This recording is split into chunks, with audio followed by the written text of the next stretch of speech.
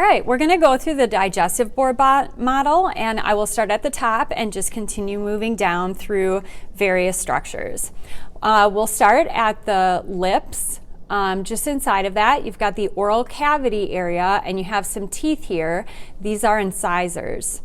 We have the hard palate of the roof of the mouth here. Remember that this is made of maxilla and palatine bones. And then that continues on to the soft palate, which comes down into the uvula. You have the tongue here, and then on the posterior side of the tongue, you have the lingual tonsil. Inside of the throat or pharynx, you have the palatine tonsil. And on the posterior side of the nasopharynx area, you have the pharyngeal tonsil, which is often also called the adenoids. There's also the indentation, which is the opening to the eustachian tube, which is going to open to the middle ear. Moving down here, once again, the throat is called the pharynx. We are going to bypass the air passageway, but the flap that will close in order to allow food and drink to go down the food passageway or drink passageway instead of the air passageway is the epiglottis. Once again, that will cover the larynx area. And we're going to go down the tube, which is called the esophagus, and this will move all the way inferior to the diaphragm, although the diaphragm is not pictured here. So now we're down in the abdomen. We'll start with the stomach. This is the stomach right here. The sphincter that allows things to enter the stomach has several different names. You can call it the cardiac sphincter, the lower esophageal sphincter, the gastroesophageal sphincter. There are several different names for it. When you look at the stomach, it can be broken down into several parts. The first area where the esophagus enters it is called the cardia or cardiac region. The bump at the top of the organ is called the fundus, and the main portion of the stomach is called the body. When it starts to get a little bit smaller, a little bit more narrow as we move toward the small intestine, that's called the pylorus or the pyloric region. The outer bend or curve of the stomach is called the greater curvature, and the inner curve is called the lesser curvature. I'm going to open this up, and you can see the folds on the inside. These are called gastric folds or rugae.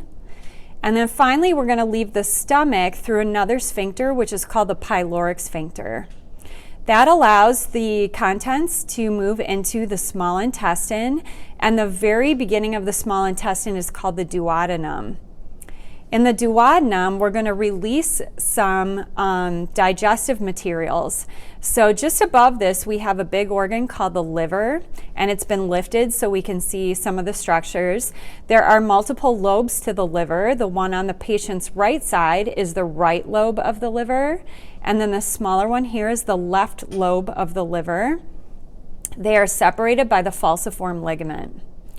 The gallbladder allows us to store bile from the liver, and there is a bile duct which continues down and moves through, it's in green here, moves through the pancreas and joins with the main pancreatic duct. The main pancreatic duct looks like a fishbone here, and this is in the pancreas.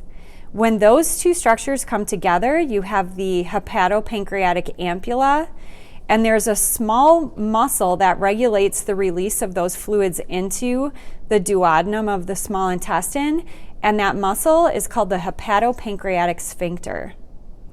Now we're down into the small intestinal area. So once again, the first section is called the duodenum, and then the small intestines make up the main portion of the middle of the abdomen.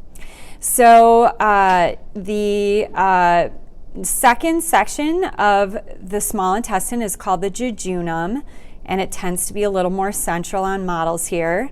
And the third or last section of the small intestine ends in the lower right quadrant. This is called the ileum.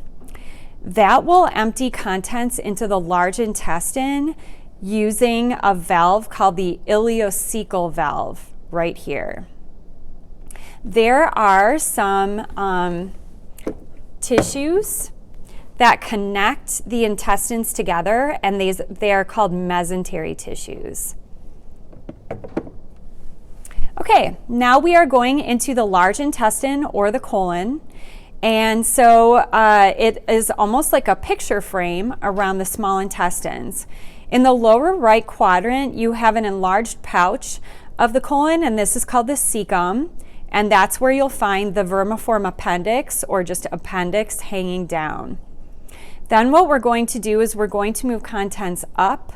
And so this is called the ascending colon. There's a little corner here called the hepatic flexure. We're going to go across the top here. This is called the transverse colon. There's another corner called the splenic flexure because it's next to the spleen. And then you'll move down on the left side, and this is the descending colon. Then it turns into an S shape, and that is the sigmoid colon. The storage pouch for the feces is called the rectum. And then you have the anus, the opening to the outside of the body.